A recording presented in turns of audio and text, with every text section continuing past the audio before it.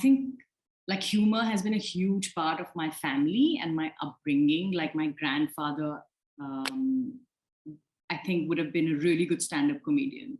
And like there are still like in the family, like his pet name was Gulloda, and people still say, "Oh, Gulloda ne ye kaha," and and like these anecdotes have been in the family for many years, and it's, I think, sort of it's part of my DNA in that sense, and just being brought up in a family and an environment where humor and having fun was always celebrated. Like I remember once I must have been like 10 or something, and we went on a road trip. And so it was my parents, my sister, my brother, and I, three of us in the car, and it was raining heavily. This was in the Chambal valleys, and we got lost. This is at night. So obviously everybody's like really panicking. And my father stopped somewhere in Haba, went to get directions, and came back. And even then, I remember him saying that, "Oh, we have nothing to worry about. All the dacoits, also their muchis are wet." So I think that's just been, my DNA, and I'm super grateful and super proud that that's how it is, and continues. So I don't think there was like what I do remember now that you mentioned this. So when I grew up in Delhi, I studied in Mothers International in Delhi, and Barry John was in Delhi that time, and there was a TV show called No Kidding that he directed for Doordarshan, DD Metro. And I got selected for that. And it was a show for kids, by kids. And there was one segment, like, we would have different segments. There would be like news desk and facts from around the world and little skits, etc. And there was one where I think the story was that there's a family watching TV and they're fighting over the remote because somebody wants to watch this, the grandmother wants to watch that. So I had to improvise this little bit about a cookery show. And I remember I was in the kitchen of the producers, the camera was inside, and everybody else was sitting outside. And I did this improv of making gajar ka halwa. I just did it, and it finished, and there was pin drop silence. And I was like, oh my God, this was really bad. This was really shit. And it was that, like, I still remember that moment where it was like, suddenly everybody burst out laughing. And I think that is when I sort of discovered that I really enjoy, and I think that's what gives me that little extra edge in improvs.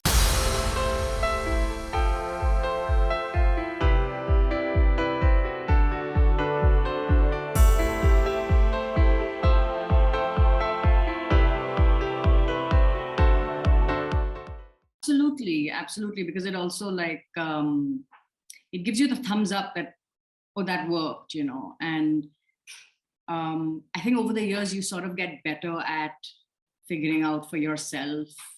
I mean, it's a mix. You always do depend on the audience response, right? Like, and not just when it's working, but also when it's not working. Like now I know when I'm on stage and I can feel the breath of the audience disappearing or like this strange kind of silence sort of taking over.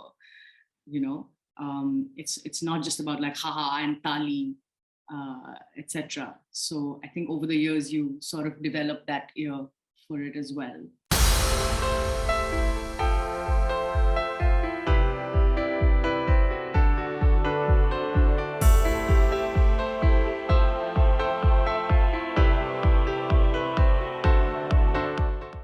Yeah, I think it's about the breath. Like, I don't know how to explain it really, but like you feel, you feel that it's like you feel that connection with the audience, and you feel when it's not like I'm literally hearing like, it's not that, it's like the space.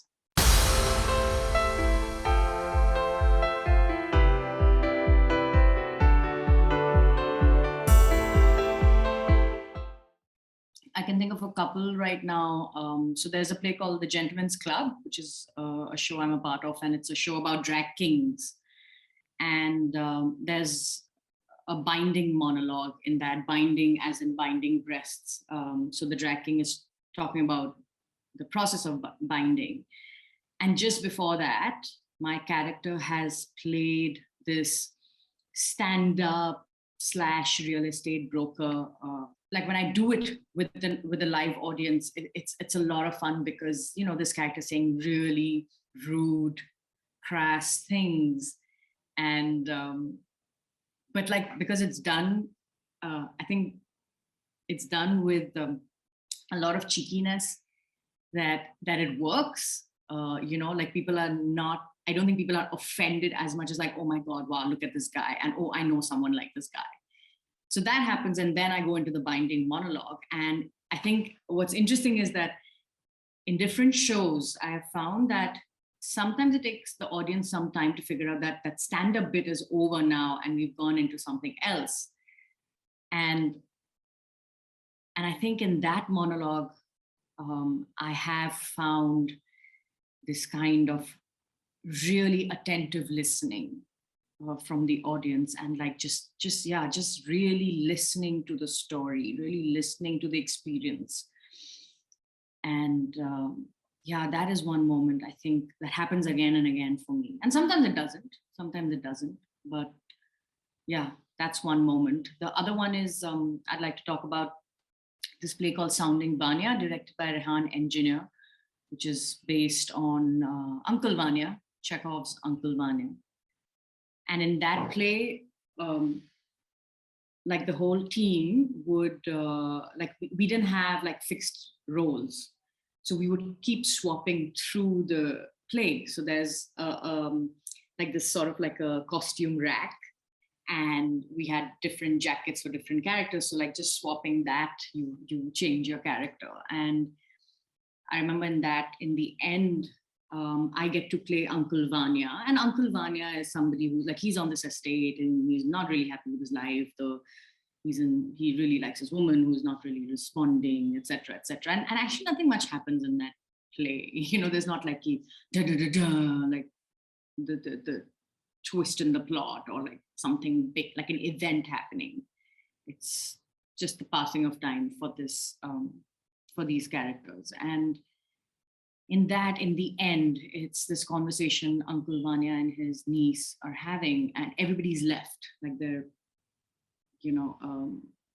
it's just the two of them back on the estate. And there's something I remember where I didn't even have to, like, I was just listening to my co-actor, like to the character, the niece, like saying something like, we must go on, like, because Uncle Vanya is just feeling so defeated and dejected at that point. And I feel like that is one moment when I have felt the audience resonating with what's happening on stage, or like just being there. I don't know how to describe what this connection is, but like you feel it. And that is one of the most satisfying things of doing live theater,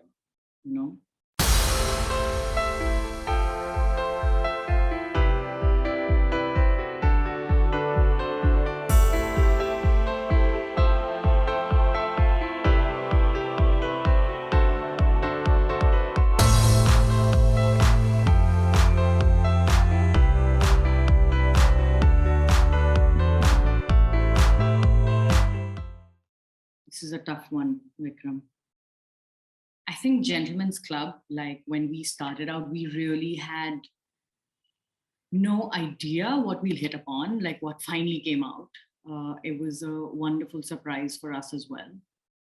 We were, I think, at that time more concerned about, like, we have a deadline, we have a show coming up, we gotta do this. But I think one thing that worked for us in that show is that all the actors, like when we're playing these male personas, it's never been like, we always try not to have any sort of judgment about the character. Like it's, we're not trying to point out like, this is what this character is like. And, it's like playing any character, right? Like there's always a reason why you do something. You don't sit and judge yourself and say, oh, this this is because I am a misogynist, etc. You don't, right? There's always a reason most of the times, So I think because we work from that space where um, when we play the character, of course, in the process, it was different, right? Like, especially with this one character that I played, the real estate agent who, I mean, the story is that we were doing a rehearsal. One of the newspapers sent their photographer to write an article about the show, the upcoming show. And this photographer with his belt, like his jazzy photographer, many pocket belt walks in, and he was quite dismissive of us in a way. Like I remember him saying that, because every rehearsal we won't do the mustache or the beard, etc. So he was just like, so don't you have any like muchi or dari or something? And so we're like, okay, fine. Went to the bathroom, did some kajal, pencils, mooch, etc., and came out. And I guess even with that, like kajal, pencil, mooch, and dari, like when I came out, something changed for him, and something changed for me, of course, because I had this mask on. That was, it was no longer just me, Puja, the actor. It gave me something more to hold on in terms of the character. And so in our interaction, it was like these two men at each other, and like kind of like two snakes playing with each other, and that sort of fueled my character. I remember like that is one moment when I found like something strong about this, like how to play this character. It was so fun. It was so fun. And yeah, that the rest of the evening, we were both like, just at each other in this sort of arrogant kind of way.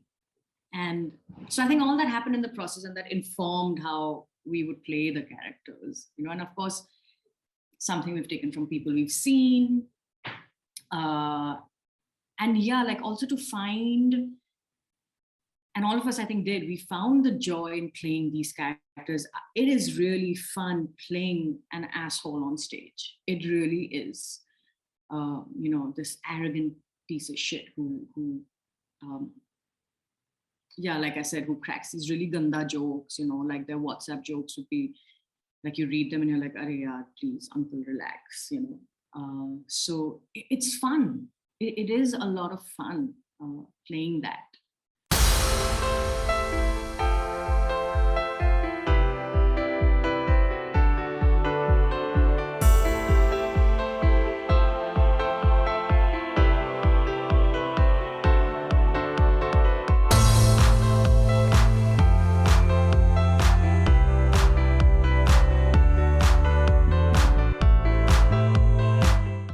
Hamlet, I think, has been one of those life-changing plays for me in many ways. I think one was the process, like we were devising that play, and clowning at that point, I didn't really know what clowning was. I didn't know how it worked, and it was just a bunch of us enthusiastically jumping on the floor and discovering. And I remember clearly, like Neil Bhupalam, who's in the play, he like during one of the improvs, he proposed this thing where, like, he just did it. He didn't even say it. Like, he's like photo, and we all got together, and so it looks like the whole family, like Gertrude, Hamlet, Claudius, like the whole family, like doing this photograph.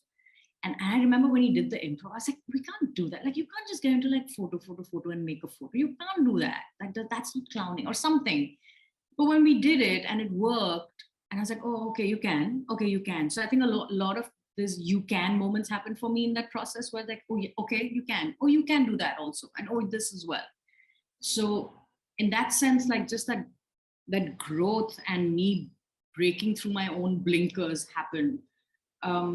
Second thing for that with that show, I think, like there's a lovely family feeling. I think that's one play where we've traveled so much together all over the world, and the musty and the fun we've had, like post the show, like in the evenings, there are some crazy videos.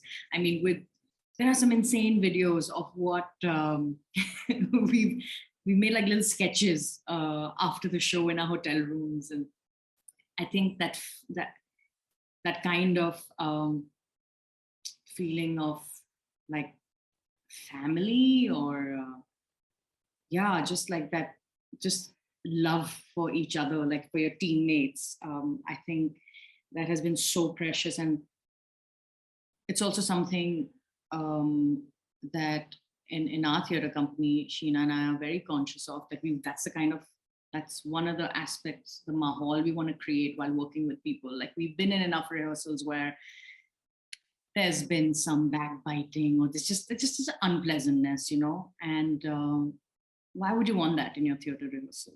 Uh, so yeah, that's also something I've got from Hamlet, definitely, that experience. Yeah, so the experience of discovering clowning. And then, of course, I went to Italy for 3 years. And again, my notion of clowning changed completely. Yeah.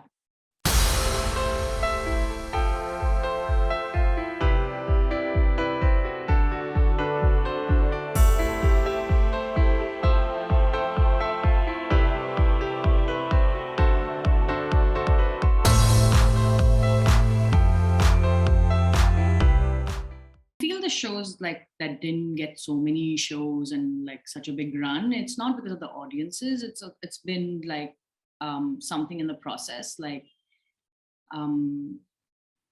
Patchworks Ensemble, our theater company has had shows that, there's one show I think we've done, it's called It's About Time, and we did I think only one show or max two.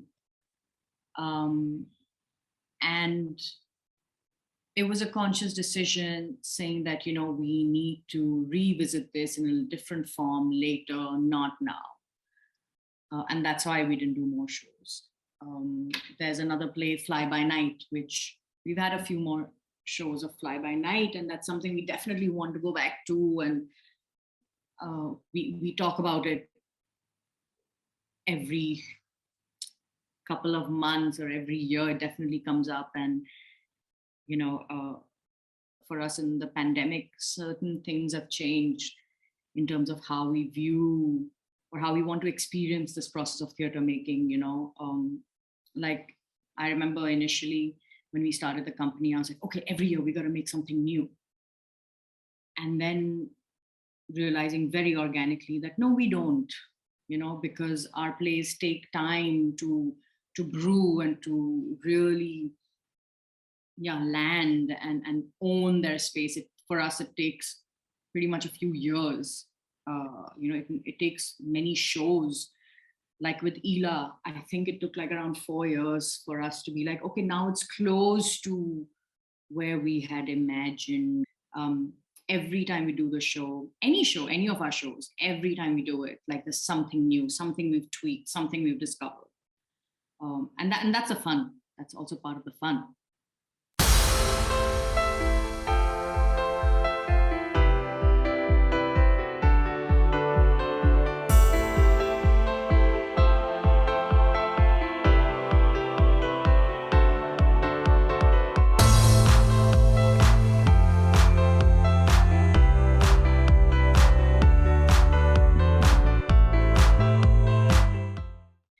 It's strange you're talking about this, because a few weeks ago I was talking, so I did my master's in theater from Mumbai University, and I was in the first batch. So in that sense, we were the guinea pigs.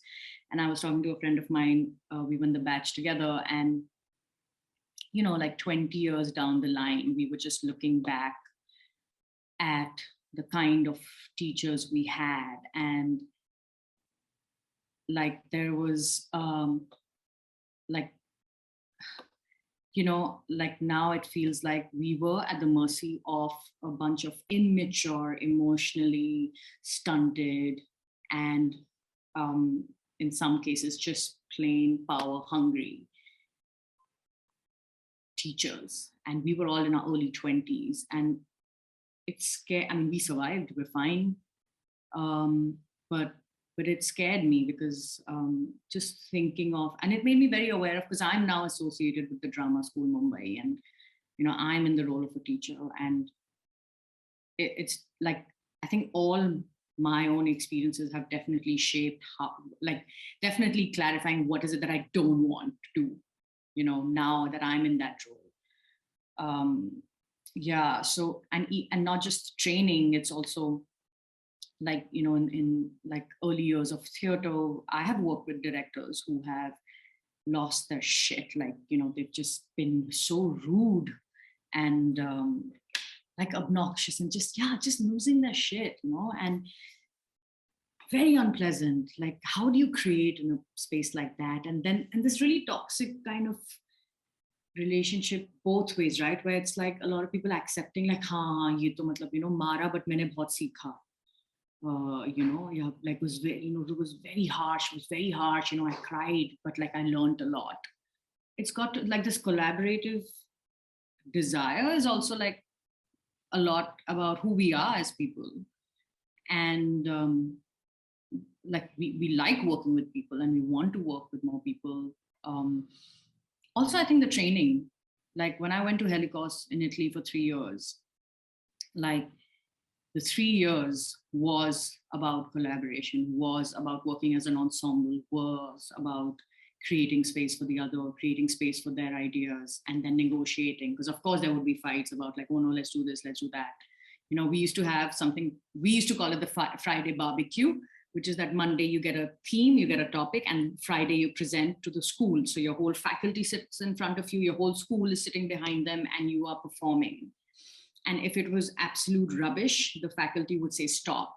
And sometimes it was like, please say stop, this is so dire, we're dying here. And sometimes like, oh shit, like, so it was, I think that process of week after week going through this Friday barbecue, but as a unit, like together, doing a debrief after that, like, okay, what could we have done differently, etc. I think that kind of training just made it very accessible, like this collaborative approach. Yeah, so I think it's part of who we are as people. It's part of our training, and also the experiences we've had. Like, I know what I don't want to be as a director.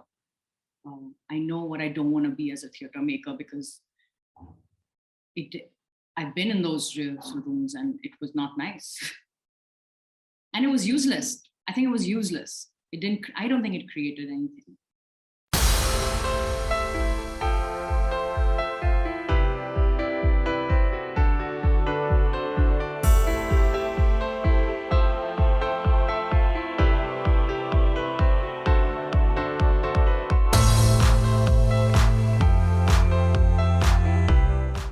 How I do it, but it's just that I enjoy doing it. I love the acting coaching bit, and what I enjoy about that is just discovering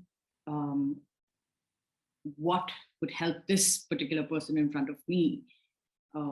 Because as actors we all work differently, we have different processes, so it's not like here's a formula, do this, but like figuring out what works for them and helping them push more in that direction.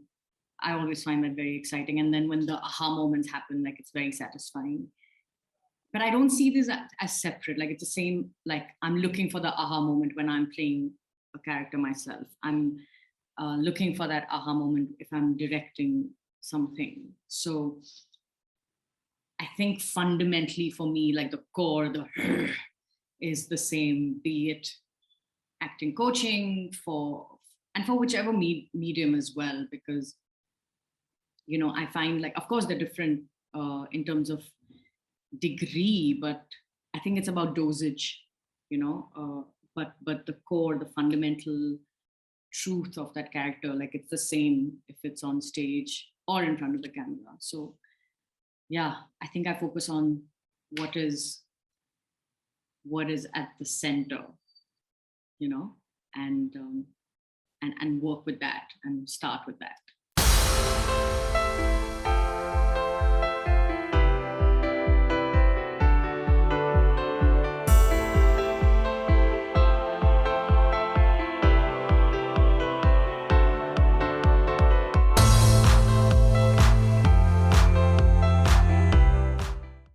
Because I was like, how would this work? Would this work? Because there's already the mask of femininity that these women have on, and then putting another mask. I was just complicating it unnecessarily for myself. And when I did the workshop and I worked with them, I realized like there is no mask of femininity. It is, and so that was a big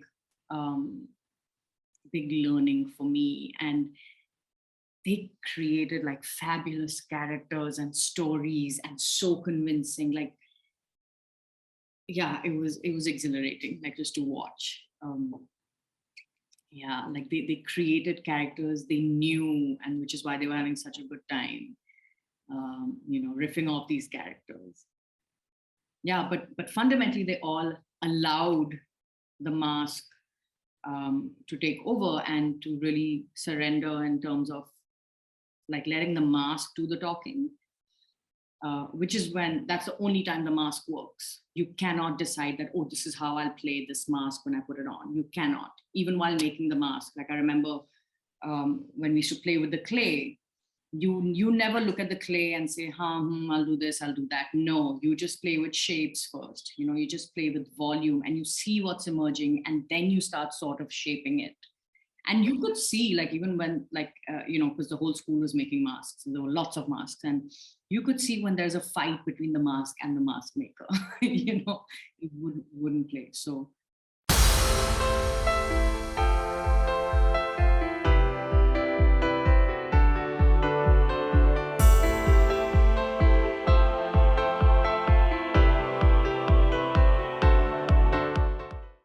In 2005, I got to know about Footsburn, Footsburn, this traveling theatre company. I'd never seen their work. I'd only seen their posters in Prithvi. And I was like, wow, this is amazing. This is incredible. And again, I heard they're doing a month-long workshop in 2005, and I couldn't afford it. So I just sent a mail saying, I'll come and I'll do dishes, I'll cut the grass, I'll milk the cows, I'll do whatever work is needed. Give me a discount. And again, very generous. And I think this is a good time to just acknowledge the generosity of so many people, teachers and friends in the theatre journey, and they're like, we're inviting you, just come. And I was there for a month. I got to stay on for another month. I went back the following year. I saw another theatre. It was the 35th anniversary of Footsburn. And so there were theatre companies from all over performing. And I remember watching this company called Bookinger Boots, working with marionettes. And I had never seen anything like that in my life.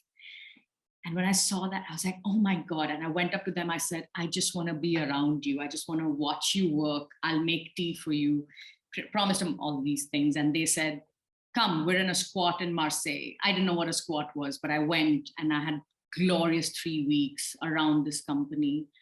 So I think that kind of hunger was always there. When I came to the school, Helicos in Italy, the 3 years of intense digging, exploring, playing, and like it was intense. It was intense and so worth it, because, yeah, the learning has been incredible. And it's not that you learn in those 3 years, things actually make sense later.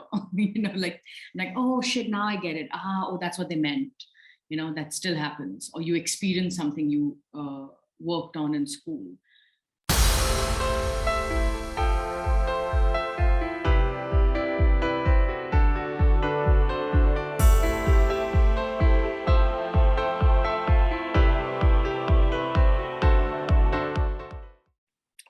I was never a Chummy fan, and it was you, Vikram, actually, who, that one meeting we had about something totally else, and we ended up talking about drag queens and drag kings, and you spotted me in that sense and said that, oh, you look like Chummy, your drag king persona could be Chummy. And when I went back that day and I watched Chummy and just those dance videos and watching him move, it excited me, and that play, like doing that show is it always, because I feel as actors, when you're creating something, you're all like, there's always this process of like, you're opening your chest, you're putting your vulnerability out there, you're exposing yourself, you're putting yourself out there for people to give you feedback, etc., etc. And it's hard, it's harsh. And so I feel like as artists, we also need something that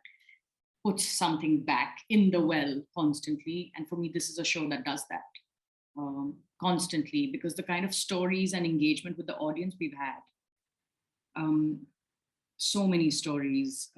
Like Bangalore, we had 2 back-to-back shows, and there was a group of women in their 60s, and they saw the first show, and then they stayed back for the second show because they had such a good time, and they told us. And I there's there's somebody who knew Chummy personally who came for the show and was telling us about Shammy's funeral and Shammy's life. And because I'm always curious, like when I've met a lot of people who knew him personally, and I'm always curious, like what would he have said about us doing a drag king show and using him in that sense. And everybody hands down says he would have loved it. He would have loved it.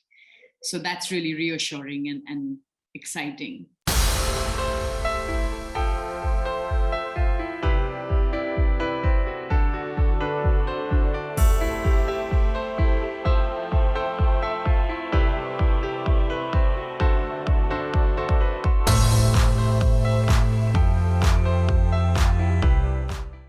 So looking back, I think theater has, of course, has given me many opportunities to play varied kinds of roles. So I have played the dumb blonde in Noises Off. I've also played Poppy, the stage manager, in the same show. At one point, I was doing Poppy, and then I was doing Brooke, the dumb blonde. Gentlemen's Club, playing around with gender. And yeah, like I've definitely experienced that there's more allowing of people playing different kinds of roles as opposed to some sort of fixed notion कि ये ही ऐसे या ये ही वैसे कर सकते हैं. Of course, यहाँ भी है, ऐसा नहीं है, it's not there. So,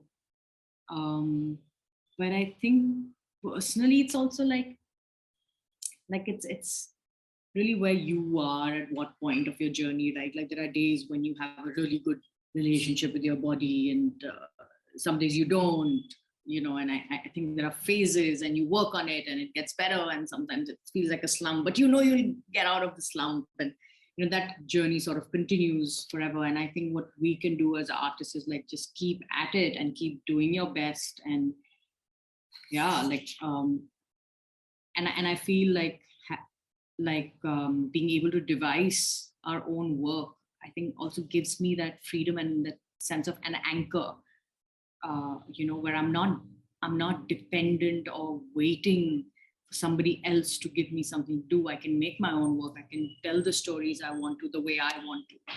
I think that's a big gift from theater. Like it's possible to do that. It's tough, it's challenging, but that possibility is there where you keep growing.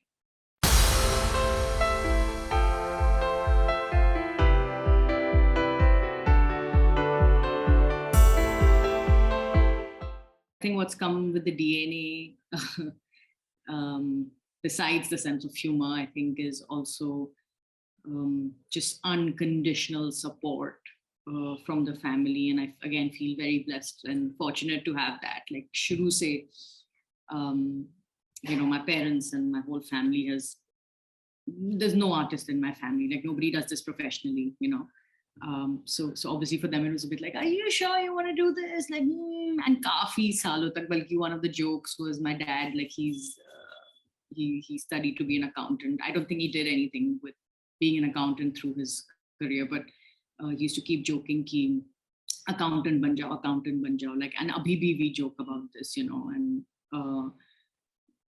and I think somewhere like they've also experience, like my parents have come for all the shows, even the really bad ones, they've been there, they've worked their lives around in a way so they can be there for the show. They have flown to different cities to make it for the show because it won't happen in Bombay, etc. So that kind of unconditional love and support, I think, has been like even now like such a big not just support system, but like it just allows you to be and do, and a lot of people don't have that I've encountered people who don't have that, So it's really definitely a big blessing, I would say. And it continues. Like even the family I've married into, my husband is a music composer. So there is this, understanding. Though we're very different, and we have very different career paths, etc. But there's always support for each other. There's always understanding, even when you don't completely get the situation. And I remember a couple of incidents, so when I was studying in Italy, in my second year when we were working with masks, my parents came down to see the final presentation. So every year you would have like a solo presentation that you work on. So they'd come for that final presentation, and Giovanni Fossetti, my director of the school, he had this really wonderful idea where he would conduct a workshop for the parents and family and friends of the students who have come for this presentation. So he would do I think a 2-3 day clown workshop. And I remember I picked up my parents, I remember I picked up my parents from the train station, and I took them Seedha and I dumped them in this workshop. And my dad was still trying to squirm out of it, but he did it. And I remember him after that workshop coming to me and saying yeah, this man is a genius, So them being willing to take the risk to try something like that, and then them having such a wonderful experience, where I think that workshop especially shifted something in terms of them being completely relaxed about my decision to do this 3-year course in Italy, because I remember them asking me very clearly after the first year, "You sure you want to go back?" And I was sure. I had no doubt, crystal clear clarity. My mother-in-law, she when she came for the Chummy show, Gentlemen's Club, and I met her briefly after the show, and she'd gone home earlier because we would be back late. And then subah jab main uthi, the first thing she said to me, she's smiling. She's like, in Gujarati, she said, "You look exactly like Shammi Kapoor." And that, I think, really meant a lot to me. With family, you're not really looking for critique on the performance, but you're looking for them having as much fun as you do on stage. You want them to experience that joy. And when that happens, that's incredible. And yeah, I think I always tell Sheena, anytime we're feeling a little low about, doubting our work, etc., we should just talk to my husband Khamosh, because he's constantly telling me about how incredible our work is, and this should be international. You guys should perform. He's constantly giving that boost ki tumhe pata nahi tum kya kar rahe ho, ye bahut amazing hai. So again, it's just wonderful having that kind of support.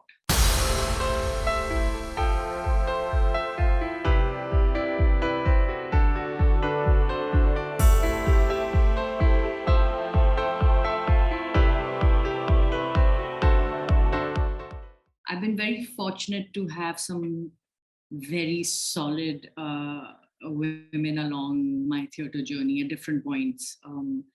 Anamika Haksar, when I was doing my MA in theatre arts, again, attending her classes was just the brain exploded, and so many things hit home so hard in those sessions. So, and then Veena Pani Chawla, her support constantly being there, she was somebody I could reach out to and even say I want to come and be a part of Adi Shakti, and her actually saying, "Oh, you know what, right now maybe not," and or anytime I wanted some kind of direction vis-a-vis my theatre journey, I could talk to her. Not that I was hounding her constantly, but yeah, so many women along the way. And I think right now also running Patchworks Ensemble with Sheena Khalid, it's just wonderful to have a safe sense of space where you can bounce off ideas, you can discuss, you can, yeah, like you can build something together. That is very, very special. And yeah, it's I think it's important to have, yeah, the sense of safety for me personally is very important. That sense of security, that sense of support is crucial, because I feel like that's when I blossom. That's when people really blossom, you know, because problems to आएंगी anyway, वो तो given ही है. You don't have to create more within the group, within the circle. Yeah, and there's